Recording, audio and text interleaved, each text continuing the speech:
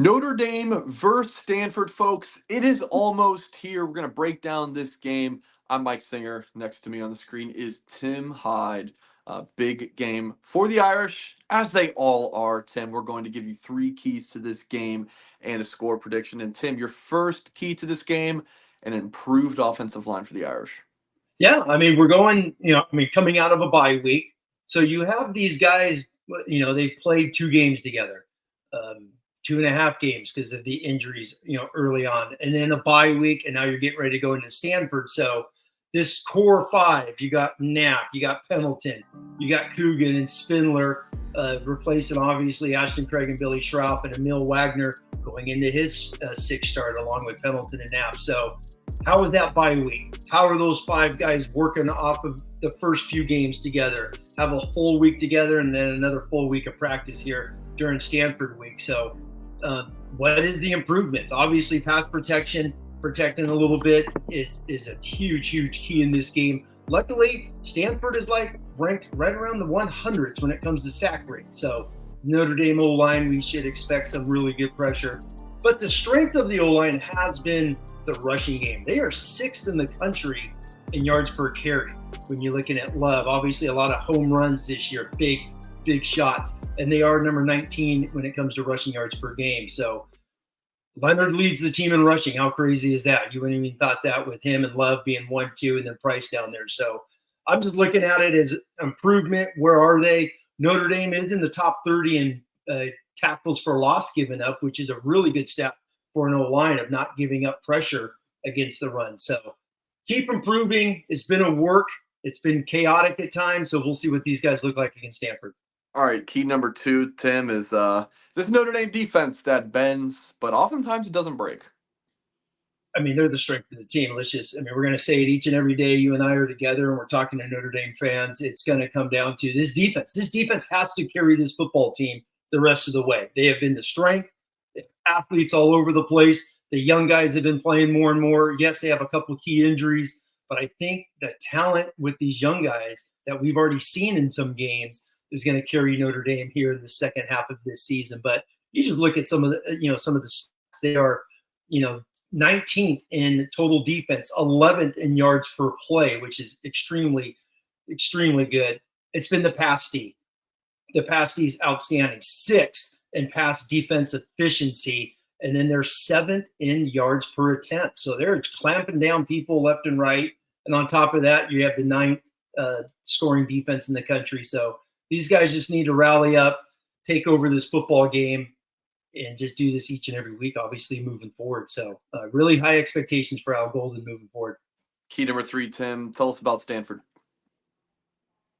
You know what? It's Mike Goolsby and I were just talking a couple nights ago, comparing some notes from watching Stanford, getting ready for this game. This is a game that Notre Dame should go out and get well, so to speak. I truly feel.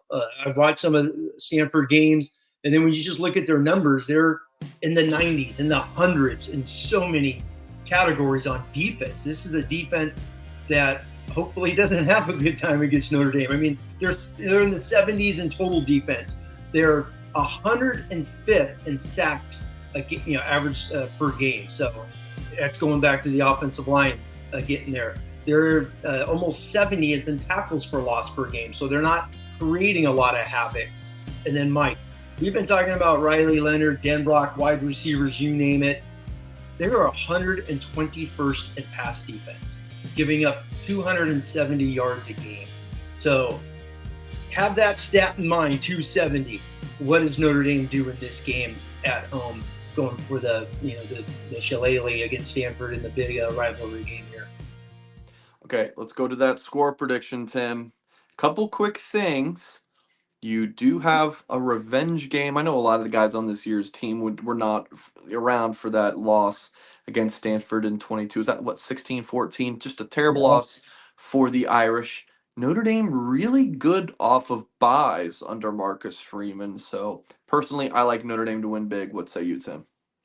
Yeah, I want to predict a giant score, but Freeman, right? When it's like 3-score games, some of those spreads over the years have been closer than the experts say, so, so to speak. So, and obviously when Stanford was last year, what was Notre Dame, 16 and a half, 17-point favorites. But I think you're right. Especially Freeman and those guys that have been there, they're going to remember that game, especially off the craziness we just saw last Saturday. Hey, if you're in the playoff hunt and you're up and you're playing in a game and you're favored by 20 something points, no excuses, because it has been nuts this season.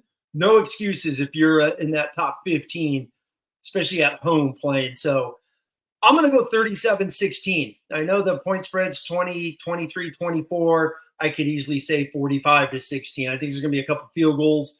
I think Notre Dame's going to move the ball, have some success, kill clock, get the heck out of here, and go on a nice, beautiful road trip to Atlanta next week in Georgia Tech. So I'll go 37-16, three-score victory for Notre Dame this week.